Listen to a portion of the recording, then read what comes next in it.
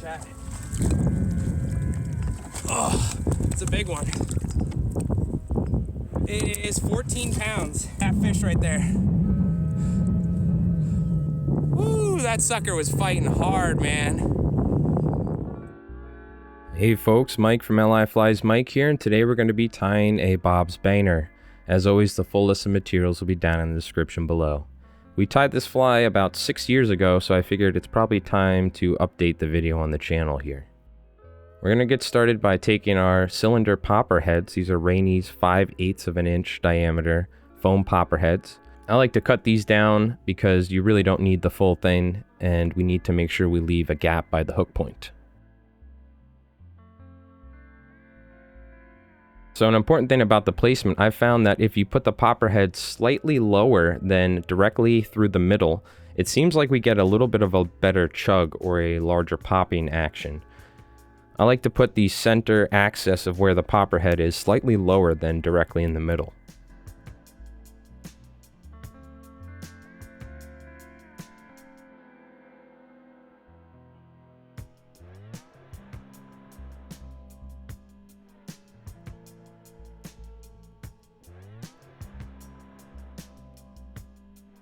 Just taking some white bucktail here. I like to take the smaller hairs out, and we're just going to tie this in to whatever length you prefer. I usually like to make these flies about 3.5 to 4 inches around.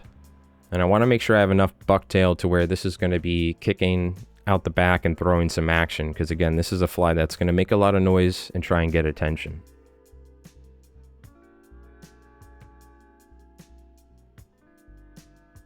Taking a healthy portion of some silver flash here, I'm just going to tie this on top. And then follow it up with some pink bucktail. You can tie these in all white, all pink, all chartreuse. You can go two-tone like I am. Feel free to mix up the colors and even the materials. You can use synthetics and stuff like that, so feel free to experiment with this fly. Now taking the popper head, I like to test where the popper head's going to sit.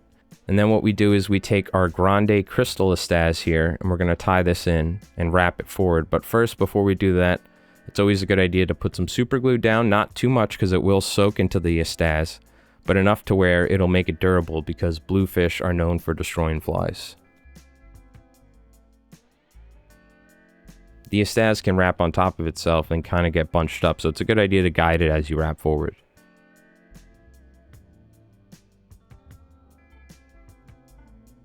And then once we get to the front here, we're going to wrap front and back, and we're going to tie it off. And then it's a good idea to get a good layer of thread on the hook shank, because we need something for the popper head to be able to bite onto when we glue it. So that way the foam popper head doesn't fall off or slide around on us.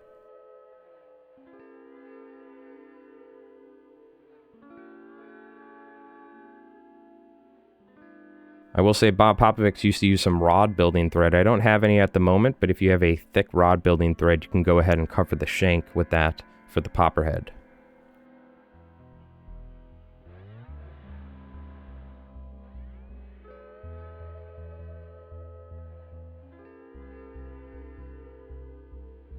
Now a neat thing, you can get these from saltwaterflies.com. These are permastic bainer strips, pre-cut to the right size.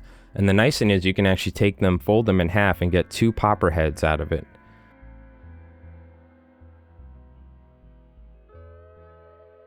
I'm going to trim a little bit off so we don't have any excess. And then what I do is I always attach the bainer strip at the bottom, where the bottom of the popper head will be, so we don't see that seam at the bottom.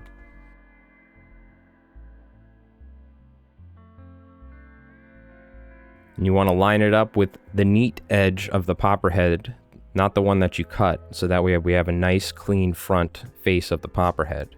A little trick I like to do to make them even more durable, they already are pretty durable with this tape, is take a small amount of super glue, a very small amount, because it'll squeeze out when you press it, and then run it along the permastic tape, so when we fold it down onto the popper head, it'll be nice and durable.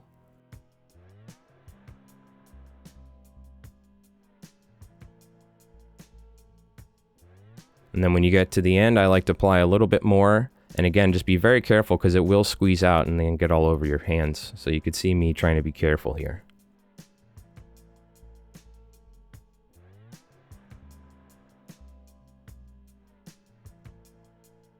Now at the back we do have this overhang, but we are going to cut this with our scissors. I like to just angle this in and carefully cut down towards the foam. And then what I like to do is take my scissors and lay them perfectly flat against the foam and slowly, neatly cut against the tape. It helps if you do longer cuts so we get a cleaner popper head.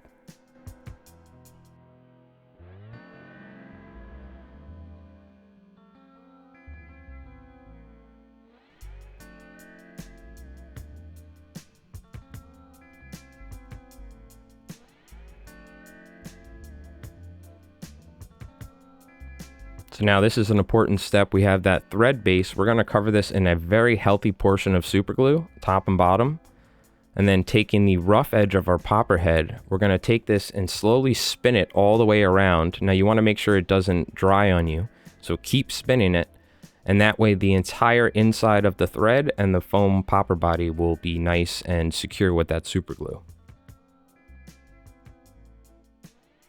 And you can see here I have a small amount of time to work with it. It's slightly offset, so I'm just going to fix it, ensuring that the popper head is sitting perfectly straight up. And you can see here where the hook eye is slightly lower than the center axis of the popper head. It's going to give us a larger face out of the water to give us a big chug. Again, trying to make these flies as durable as possible against toothy fish like bluefish. Small amount of super glue, very small amount, and then we're going to go ahead and put our 1/2-inch eyes on here.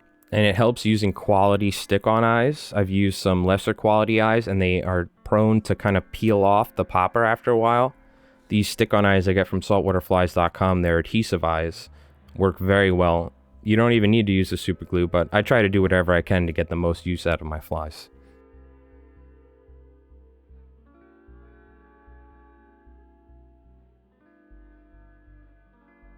And there we go, that's the Bob's Baner. Probably one of the simplest poppers you can tie, and in my opinion, it's always a popper I keep with me.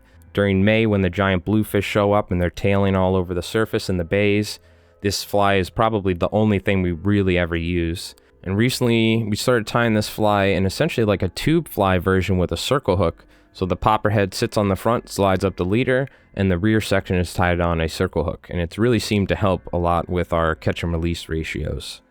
If you'd like to see that, let me know down below. We'll probably make a video on that in the future. It's definitely helped us with a better catch and release rate and causing less harm to the fish. My name is Mike here from LI Flies Mike. We have new videos coming out every week as well as live fly tying every Friday night. Thank you so much for tuning in. Until next time, tight lines.